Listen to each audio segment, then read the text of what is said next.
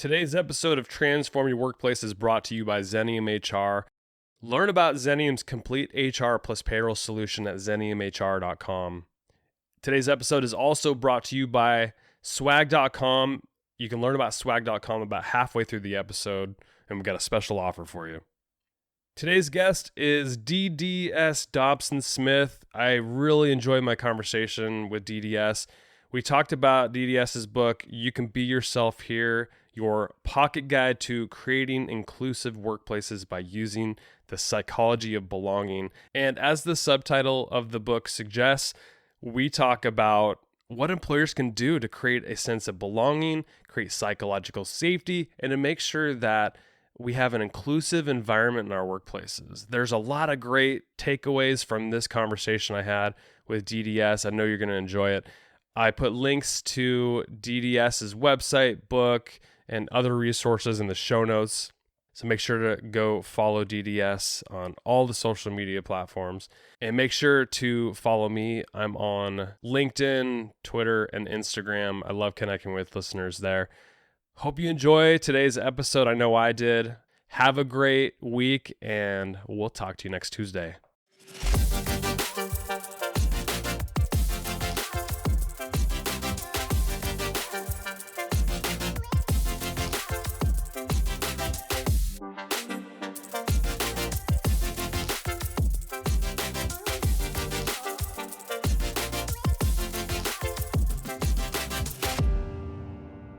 DDS, it's a pleasure to have you on the show. Thanks for coming on.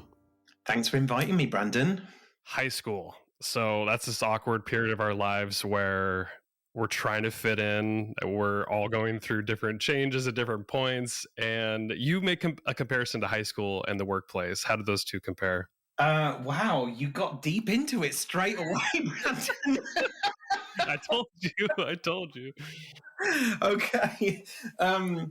Yeah, I mean, high school, whenever I'm working with groups or individuals, particularly when I start to talk about the topic of inclusive workplaces, I often ask people to raise their hands if they survived high school. And, it usually raises a little bit of a giggle because of the word survived. But it's a very, very deliberate choice of words because it is a time of our lives that is, I think, a tumultuous gauntlet of ups and downs. As you said, physically, our bodies are changing. Mentally and emotionally, we have one foot in adulthood and one foot in childhood. And we're trying desperately to differentiate from our parents while also desperately trying to be included and fit in and find our people. And I think the world of work is very, very similar to that. And, I think when you look at high school, there are teachers and there is the administration, which is very similar to departments and boards of directors.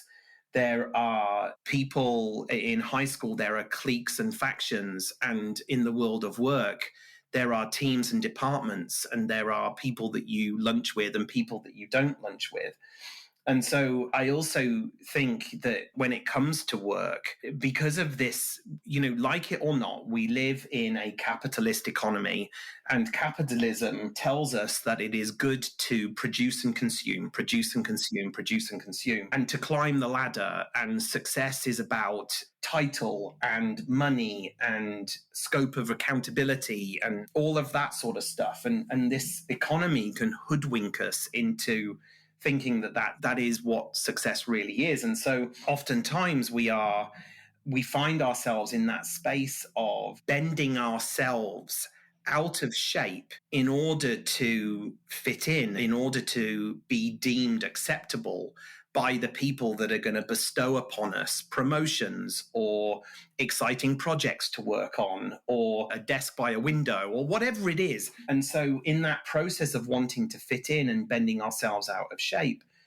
we end up, covering, code switching, becoming someone who we're not in order to fit in, which is exactly like it is at high school. I mean, I can remember as an overweight, whatever overweight means, but, a chubby queer teen. I tried to fit in with the boys. I tried to fit in with the girls. I tried to fit in with the geeky kids. I tried to fit in with the sporty kids, which definitely didn't work. I mean, I even tried to fit in with the teachers. It was just a desperate time of wanting to belong. And the same thing happens at work.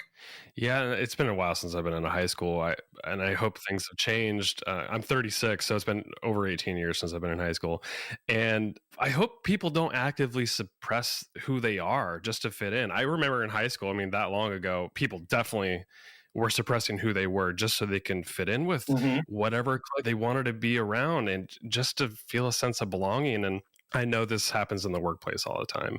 What kind of damage does this do when people suppress who they are? Whenever I'm working one-on-one with some of my executive coaching clients, my ears are always attuned to quite a common experience when people talk about there is a work me and there is a not work me. And the reason why I'm attuned to that is because from a kind of psychological perspective, I think there's a problem waiting to happen with that splitting. When we reserve aspects of who we are for different contexts, rather than being able to bring all of us, all parts of us together and to, I guess, to live fully as ourselves in the here and now. And I think it's problematic at an individual level because it takes an inordinate amount of psychic energy to be able to be someone in one context and be a different person in another context. And just whether we're doing it consciously or unconsciously, the amount of energy that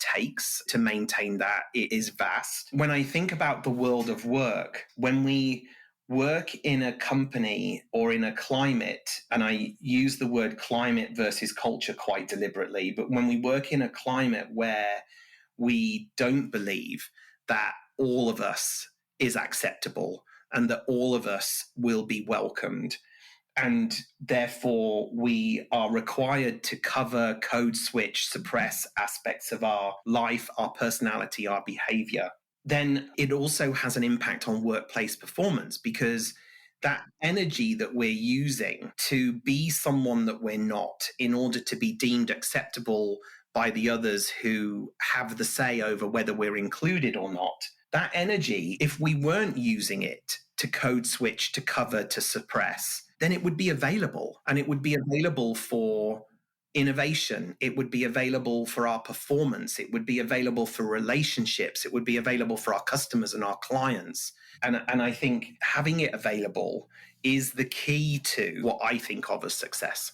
For leaders who might be listening and thinking like, oh, what's the business case for creating a sense of belonging in the workplace? This is exactly what you just said. It's you could be 50% productive and then 50% worrying about trying to fit in and just like worrying constantly about who you are and not being able to bring your whole self to work, or unlock the whole 100% and be really productive. Like that's the business case. Exactly. Like I know from my own experience that I have had to ask myself, how much of my queerness can I what kind of queer can I be in this meeting?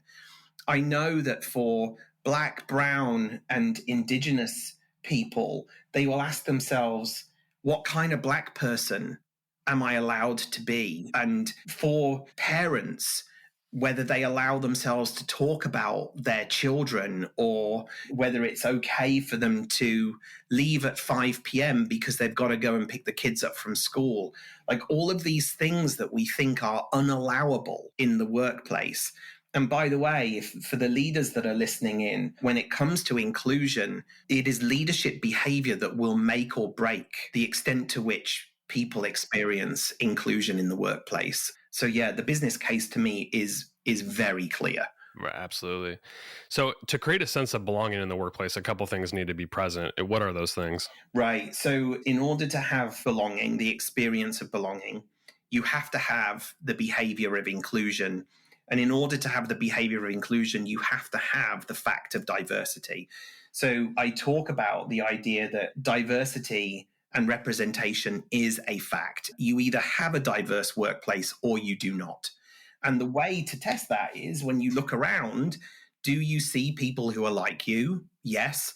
Do you see people who are not like you? Yes. If you can answer yes to both of those questions, it's likely that you can also say that there is a diverse representative workforce. Once you've got diversity, in order to be able to really optimize on that diversity, the organization has to behave in an inclusive way.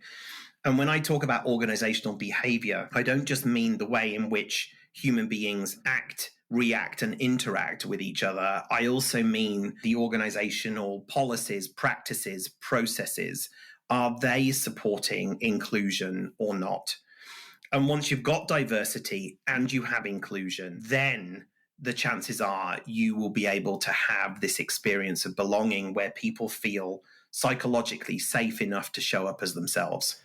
It seems to me that, I don't know, if I look back like 10 years ago, it didn't seem that people were talking about belonging and inclusion as much as they are now. And I don't know if that's just people are starving for belonging at work, if it was always there and it was just they couldn't speak up or they didn't feel psychologically safe.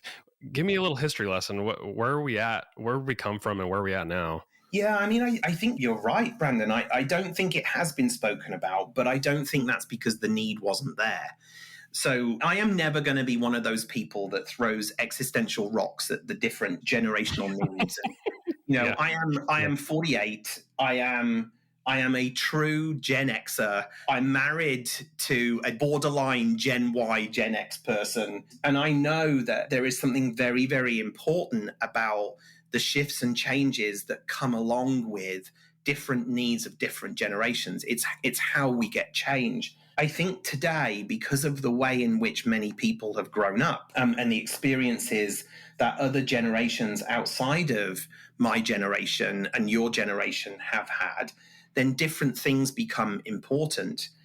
And we've only got to look at the last couple years, actually. I mean, we don't even have to look generationally. We can look at what's happened in the world, particularly in America, over the last 2 to 6 years to realize that, or to see where this groundswell, this upswell of needs has come from. I look at the workplace today and I see that what is becoming increasingly important to people is that their work brings them meaning and purpose, and the place that they do it enables this experience of belonging for them. And it's not new, right? Like the idea of, and I talk in the book a little bit about attachment theory, which was a groundbreaking, paradigm shifting piece of research or body of work. I can't even call it a piece of research. It's such a vast body of work that identifies and shows that the need to belong and have nurturing relationships in which you can feel securely attached transcends generations, geographies, biographies, or biologies, I should say, and is a basic human imperative. And I think it's been the last couple of years where we've seen so much tragedy, uprising, social uprising in the world where I think workplaces have had to respond to this basic human need. Yeah. I think a lot of us as individuals, I mean, we need belonging. We desire it. We could bring our whole selves to work. And when that happens, think about how the teams interact and work together. It unlocks something different because, as we know, like teams, when we're all working harmoniously and together and we have diversity and inclusion, imagine what teams can accomplish because they're more powerful than the individual. I think the data shows that. So when it comes to teams, what does belonging unlock? When it comes to people, and I think let's be clear, let's differentiate between a group and a team, right? Because not every group of people is a team, deserves the honor of being called a team. And a team is a group of people that are bound together by a common purpose and that are able to, that are focused and committed to shared results and shared success. And so when there is the experience, so a prerequisite to the experience of belonging in a team is the idea of psychological safety. And psychological safety occurs. It's an internal experience that occurs for us when we know that it's not expensive to be ourselves. And with psychological safety, people are enabled to say things like, I'm sorry, I got it wrong, I made a mistake. And also, they are enabled to be able to say things like, I have an idea, or I think we could do this better or differently. Now, imagine the opposite of that when it comes to teams, when people aren't able to say, I'm sorry, I made a mistake, I got it wrong. Or when people aren't able to say, I have an idea, or I think there's a better way that we can do this. It's obvious, right? It's obvious what is, would you prefer to work in a team? I imagine that their growth is stagnated. They're probably less creative. They're probably not saying as much as they normally would. I mean, how bloody boring is it going to be? Oh, boring.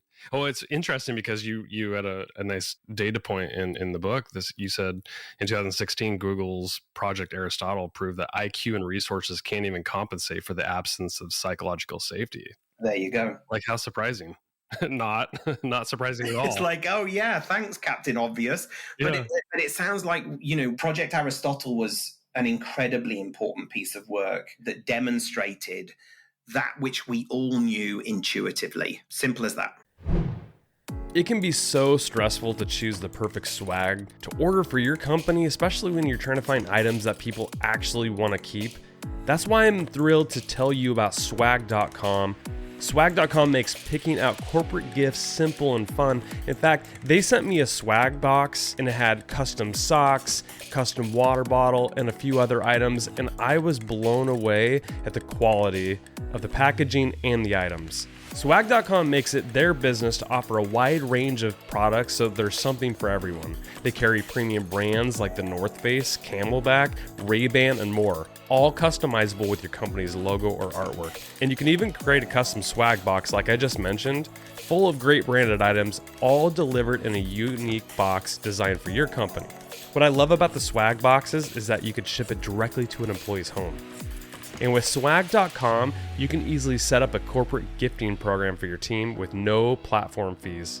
Their team of expert curators are standing by to help you design the perfect gifts for your team. Go to swag.com today for the perfect swag and custom gifts for your company. And right now, for Transform Your Workplace listeners, I have a special offer to help get you started. Get 10% off your order when you go to swag.com/TYW and enter the promo code TYW10. Remember, for 10% off your order, go to swag.com/TYW and use the promo code TYW10 when you check out. Now back to the show. So for most organizations, what's missing when it comes to having belonging in the workplace? It seems like probably many employers, many workplaces are close to achieving it. Maybe they got one part of the equation. Maybe they are diverse but don't have the inclusion. But if you look at a workplace holistically, what's typically missing?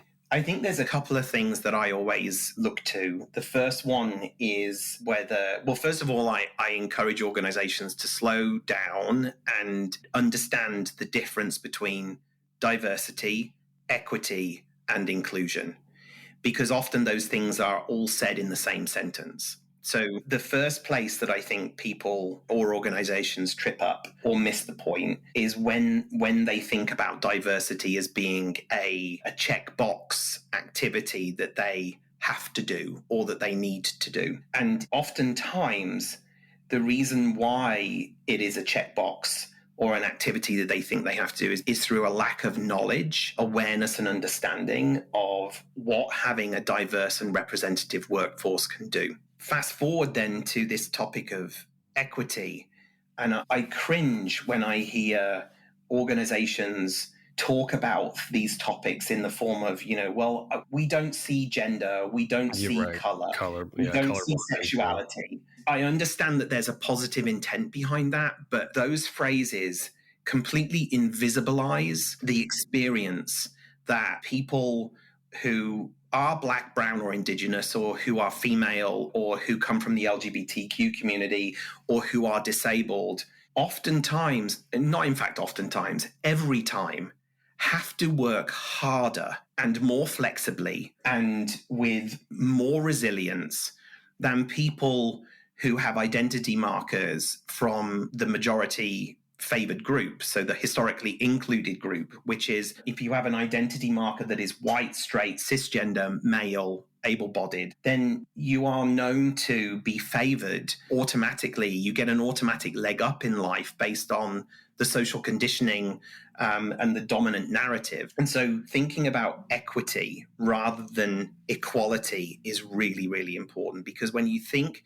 equitably, you recognize that for certain people with certain identity markers, that the cards are stacked against them. So equitable thinking and equitable action stacks those cards differently. And so it's important to think about that. And then when it comes to inclusion, I have seen some really great organizations have fantastic policies that support inclusion, whether it's parental leave policies that recognize non-traditional families, that recognize, or companies that provide men with the same quote unquote maternity benefits as they do to women and non-binary people, whether it's companies that have policies that support the social and medical transition of trans people at work, and so on. Companies can have all of those things in place, these beautiful inclusive policies and practices, and none of that will matter if the people in positions of power don't behave in an inclusive way. It's really, sometimes it is the very, very tiny gestures. And I'll give just speaking quite vulnerably about a whoopsie, a mistake I nearly made a couple years ago. It was back in the day when we used to have in-person workshops. And those were the days. I was working with a group of executives in San Francisco, and we were in a moment of our kind of day together where two groups were up at the flip charts and they were brainstorming. And I took a pen over to one group, and I caught myself before doing it, but I was about to hand the pen to the only female in the group. And in the last moment, I directed my behavior and handed the pen to the most senior man in the group and said, "How about you take the notes?" And that's not unusual. I have a female, a very senior female client, executive coaching client that I work with, who was telling me the other day that she was on an email chain about like a meeting that was being organized. She was the only female name on the chain. The only name that you would imagine is female. And everybody else had a traditionally male name on there. And there was an assumption made that this woman, who's a chief marketing officer, by the way, was an executive assistant. And people started asking her about getting teas and coffees organized and travel plans. And that was simply because of her name. So these biases exist. And so if as leaders, if as people in positions of power, we don't recognize those biases and take mitigating action, then all of the diversity and inclusive policies and practices we have will go out the window. Throughout your book, I think you did interviews with employees, probably all different levels, and there's some like stories along the way about like their opportunity for belonging in the workplace and what they desire. And I pulled a quote from somebody, I cannot remember the person's name, but it says, "Own your stuff and know your blind spots. And if you can't do that, hire someone who can help," end quote. And I think that just aligns perfectly with what you just said. It's so often we're so set in our ways, especially as leaders. We've been in an organization for a long time, or we've been doing things a certain way for so long, and things are changing, and we're not changing with the times. And we often don't even recognize our own blind spots because we have these biases that we've had forever. What do you recommend for people who just can't even see their blind spots? I mean, I'm guilty of this all the time. I mean, they're called blind spots for a reason. Yeah. Right? And it's unconscious bias because it's unconscious, so it is hard to spot. And at the back of my book, I list out podcasts, Instagram accounts. Page 155 of your book. Thank you, Brandon. That can help with raising your awareness. And this might sound basic, but this, again, was life-changing for me. And I would encourage everyone listening to do the same thing, is take a look at your Instagram feed, if you use Instagram, or your TikTok feed, and take a look at the people that you follow. And are they just like you?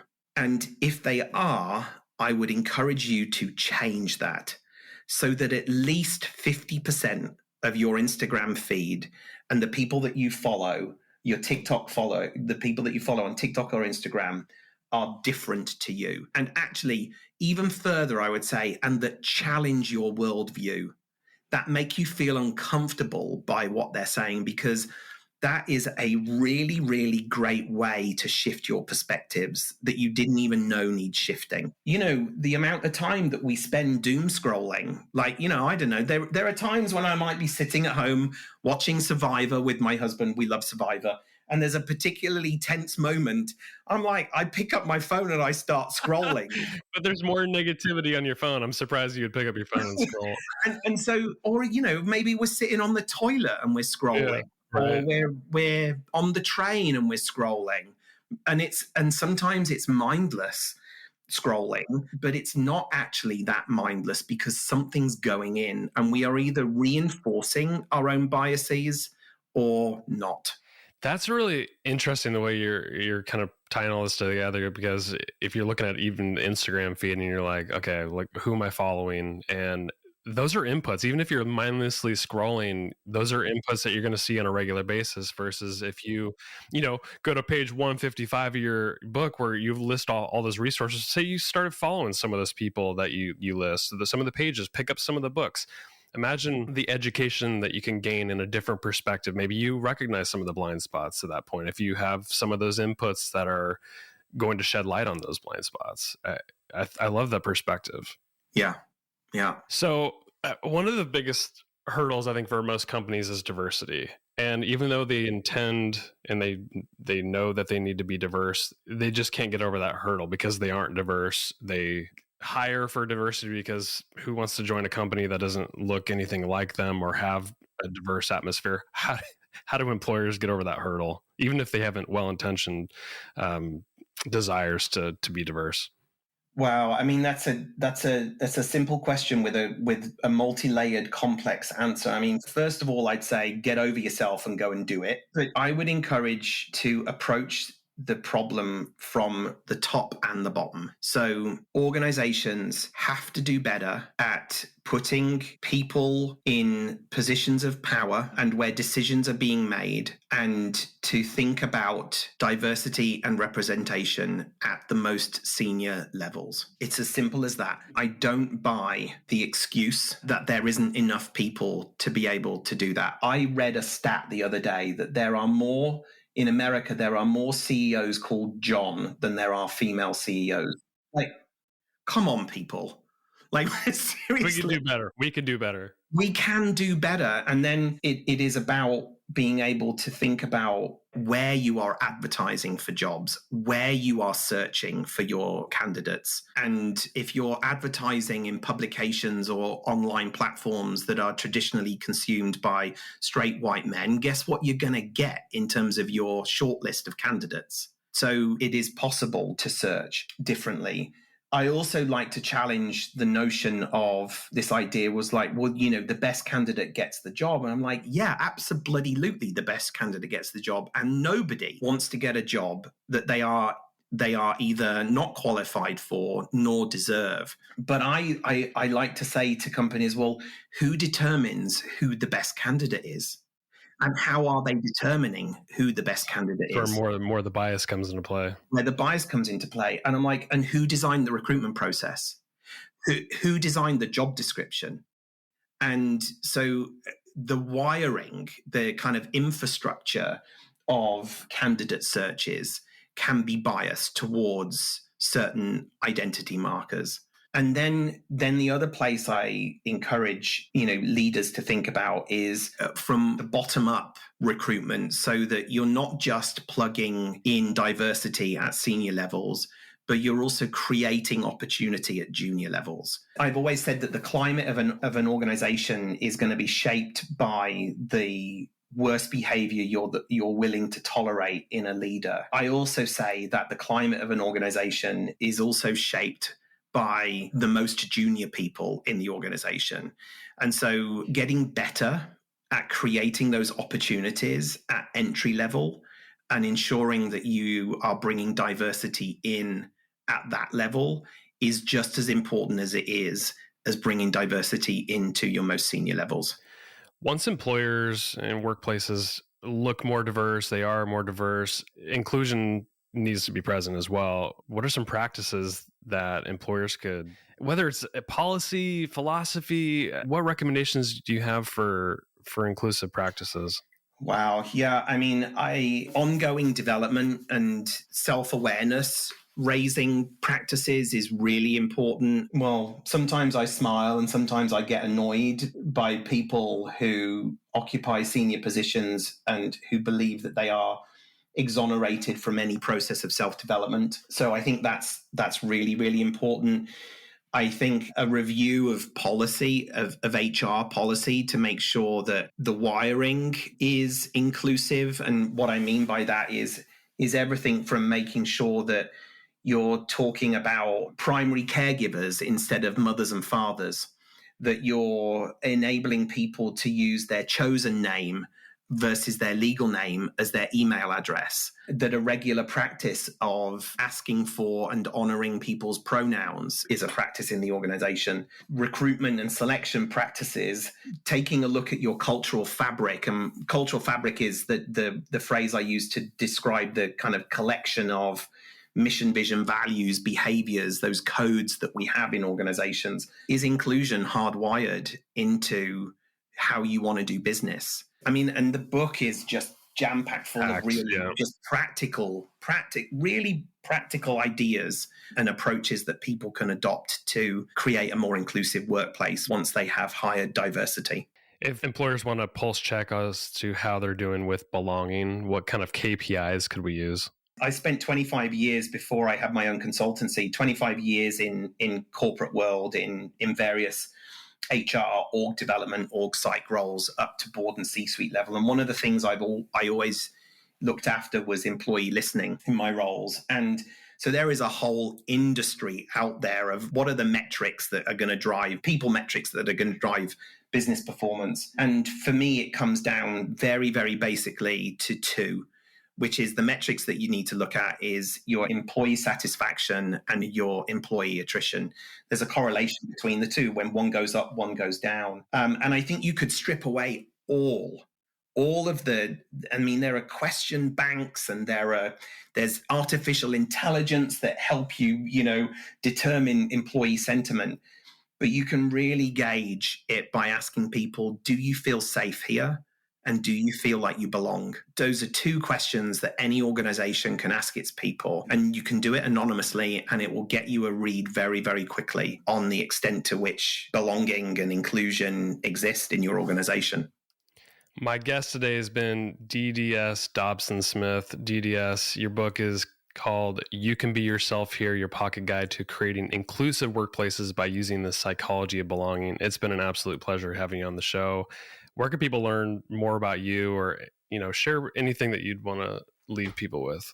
Yeah, thanks, Brandon. Well, the book is available for download in all the usual places. It's also available on Audible. The second book comes out in September, which is called Leadership as a Behavior, not a title. And you can find out more about me at www.soultrained.com.